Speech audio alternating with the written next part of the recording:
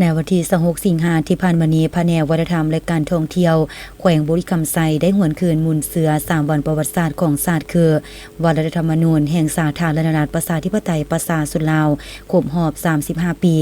วันสร้างตั้งแนวลาวสร้างศาสตร์ครบรอบ76ปีและวันยึดอำนาจทั่วประเทศครบรอบ81ปีขึ้นอยู่ที่ห้องประชุมของตนให้เกียรติเข้าร่วมเผยแพร่เอกสารของท่านอุดมวงศ์ไกรสอนหัวหน้าแผนกวัฒนธรรมและการท่องเที่ยวแขวงท่านผู้วันสัญญสารของหัวหน้าแผนกวัฒนธรรมและการท่องเที่ยวแขวงมีบรรดาพนักงานราชการทั่วแผนกเข้าร่วมมาฟังโอกาสนี้ท่านนายกให้เห็นถึงมูลเสือและประวัติความเป็นมาของวันสำคัญดังกล่าวคือวันประกาศใช้รัฐธรรมนูญแห่งสาธารณรัฐประชาธิปไตยประชาชนลาวครบรอบ35ปี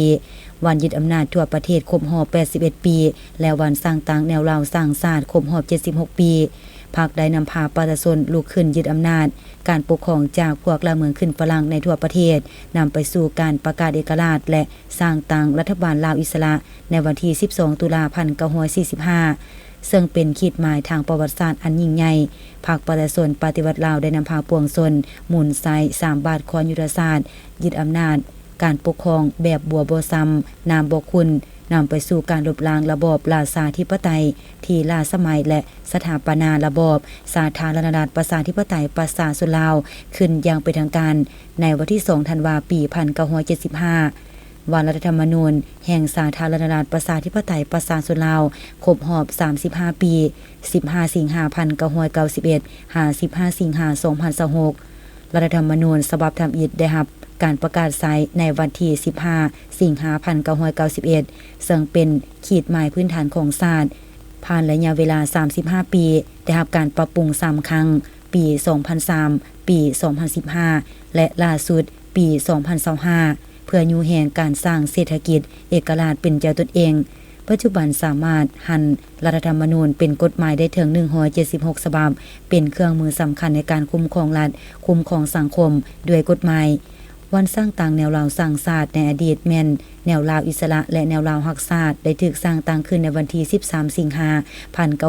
1950เป็นองค์การจัดตั้งพันธภาพการเมืองเป็นบ่อนเตาโหมความสามัคคีเป็นปึกแผ่นแน่นหนาของประชาชนลาวบ่ดาเผ่าสันคนและศาสนาเพื่อพร้อมกันปกปักรักษาและสร้างสาพัฒนาประเทศชาติการจัดตั้งปาฐกถาครั้งนี้จุดประสงค์เพื่อเพิ่มทวี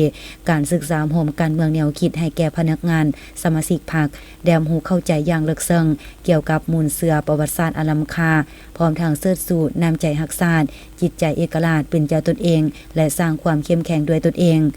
นอกจากนี้ยังแนใส่ปลุกระดมเข้าร่วมในภารกิจปกปักรักษาและสร้างสาพัฒนาประเทศชาติยกสูงสติระวังตัวต่อกลอุบายของกลุ่มคนบ่ดีและเสริมขยายสติเคารพรัฐธรรมนูญและกฎหมายในทั่วสังคมให้สูงขึ้น